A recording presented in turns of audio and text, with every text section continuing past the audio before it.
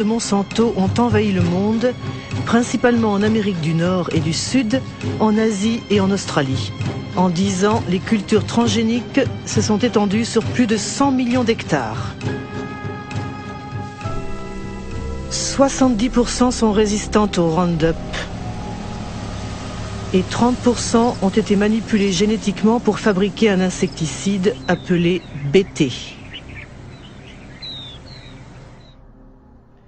Depuis 2001, la compagnie publie un document intitulé The Pledge, la promesse, une sorte de charte éthique où elle tente de répondre à ses détracteurs en justifiant ses pratiques.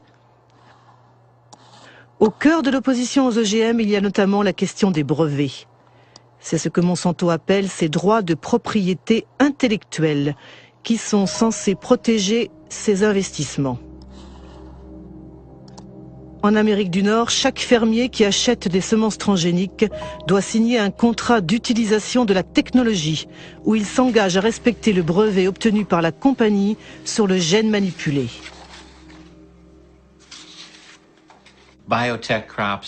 Les OGM sont protégés par la loi américaine sur les brevets. C'est pourquoi je n'ai pas le droit de garder des graines pour les replanter l'année suivante. C'est une protection pour Monsanto et les sociétés de la biotechnologie, parce qu'elles ont investi des millions et des millions de dollars pour créer cette nouvelle technologie. Mais comment la firme Monsanto peut-elle savoir que quelqu'un a ressemé ses graines ?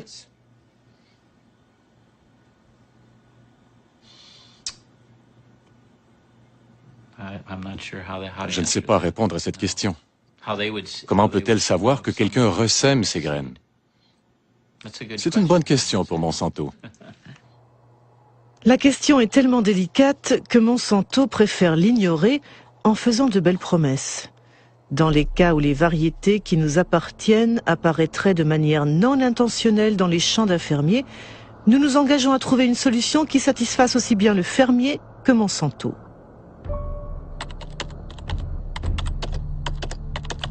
La réalité semble beaucoup moins idyllique. Le Centre pour la sécurité alimentaire de Washington a publié une étude sur les paysans poursuivis par Monsanto pour non-respect du brevet sur les semences. Il a recensé au moins une centaine de procès et de nombreuses faillites. Parmi les victimes, Troy Roche, un agriculteur de l'Indiana.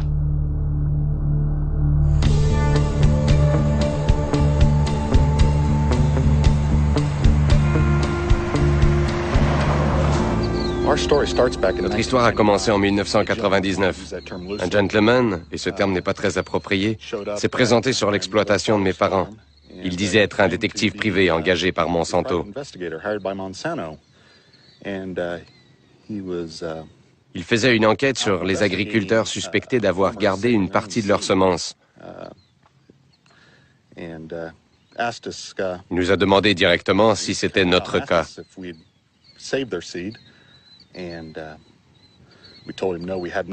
Nous avons répondu que non en lui montrant les factures de nos achats d'herbicides et de graines. On lui a même indiqué les adresses des négociants pour qu'il aille vérifier lui-même, mais il a décliné notre proposition. Suite à cet incident, Monsanto a attaqué notre famille en justice. Monsanto a fourni des documents qui étaient censés être des analyses d'échantillons prélevés sur notre ferme. Pour obtenir ces échantillons, Monsanto avait dû entrer sur nos terres, sans notre autorisation, et donc les voler. Je me souviens que cette année-là, nous avions planté 200 hectares de soja Roundup Ready. C'était un contrat que nous avions avec un semencier pour multiplier des semences. Le contrat était très précis puisqu'il indiquait les champs dans lesquels nous allions semer. C'était facile à vérifier et tout le monde le savait. Pourquoi avez-vous négocié un arrangement à l'amiable avec Monsanto ?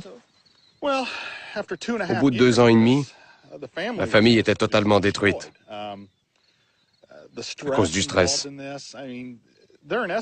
Leur action menaçait le travail de 5 générations. Si Monsanto avait gagné, nous aurions tout perdu, parce qu'ils auraient tout pris. Tout. Good morning. Morning, sir. How are you this morning, Troy? I'm well. How are you, David? Still surviving? Troy Rush et David Renyon exploitent du soja conventionnel. Tous les deux ont été victimes de ce qu'on appelle aux États-Unis la police des gènes. Créée par Monsanto pour imposer sa loi dans les champs, la police des gènes sème la terreur dans les campagnes américaines où l'on dénonce les méthodes totalitaires d'un monde dominé par les OGM. Troy, j'ai des photos que j'aimerais que tu regardes. Voici ce que j'ai fait pour les empêcher de revenir sur mes terres.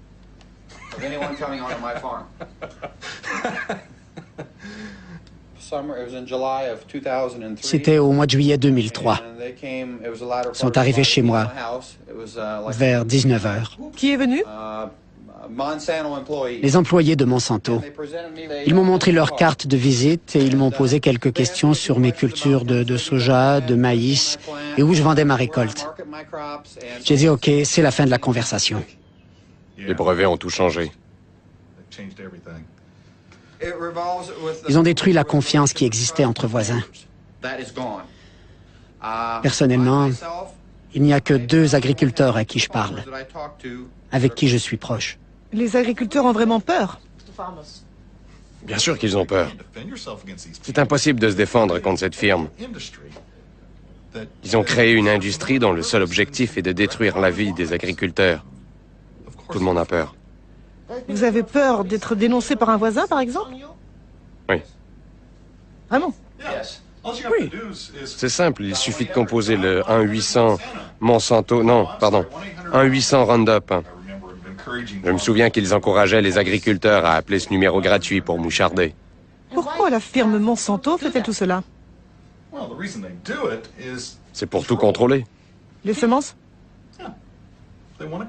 Oui, ils veulent contrôler les semences. Ils veulent posséder la vie.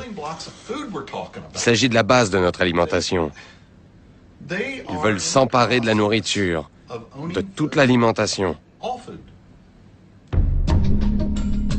Entre 1995 et 2005, Monsanto a racheté une 50aine de compagnies semencières à travers le monde. Ces acquisitions concernent les semences de soja, de maïs, de coton, de blé, mais aussi de légumes, tomates, pommes de terre, sorgho. Un peu partout, on s'inquiète de ce monopole qui, à terme, pourrait conduire à la disparition pure et simple de toutes les semences non transgéniques. Ce n'est pas l'avis de Monsanto qui défend les bienfaits de la biotechnologie, notamment dans les pays en voie de développement